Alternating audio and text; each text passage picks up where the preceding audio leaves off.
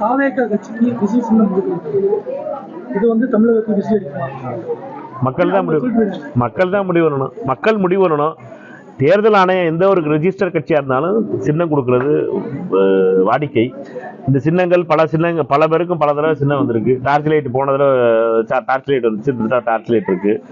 அது மாதிரி பல கட்சிகளுக்கு சின்னம் கொடுக்கறது புது கட்சி, அதனால உத்வேகம் இருக்கு.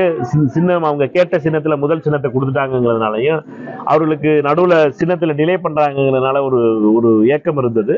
அதனுடைய வாயிலாக இப்பொழுது அவர்கள் சட்ட போராட்டம் செய்து இதை பெற முயற்சி செய்யும் பொழுது கொடுத்திருக்காங்க. என்னை பொறுத்த மட்டும் இதை வந்து மக்கள் ஏற்றுக்கொள்கிறார்களா என்பதுதான் முக்கியமே ஒழிய நான் ஏத்துக்கிறது ஒரு பெரிய விஷயம் கிடையாது.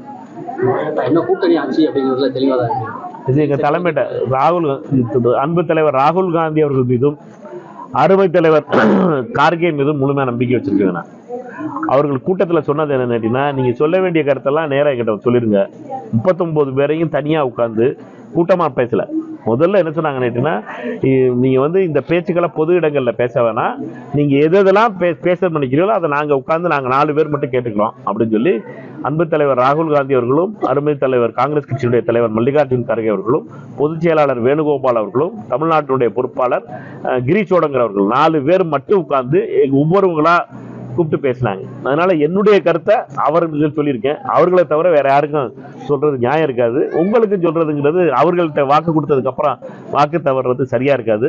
காங்கிரஸ் கட்சியுடைய தலைமை என்ன முடிவு எடுக்குதோ அதை ஏற்று நடக்கின்ற ஒரு சாதாரண காங்கிரஸ் கட்சி தொண்டன், உண்மையான காங்கிரஸ்காரர் என்னை பொறுத்த மட்டும் என்ன முடிவு எடுக்கிறார்களோ அவர்கள் எங்களை பொறுத்த மட்டும் 39 பேரும் மனசாட்சிக்கு விரோதம் இல்லாமல் பதில் சொல்லியிருப்போம் உள்ள தலைவர்கள்ட்ட. என்றால் அவர்களை பொறுத்த மட்டும் மிக தெளிவாக கேட்டார்கள் என்ன செய்ய வேண்டும் என்பதற்கு அது மிக தெளிவாக சொல்லியிருக்கிறோம். நல்ல முடிவு வரும் என்ற நம்பிக்கை எங்களுக்கு முடிவாக.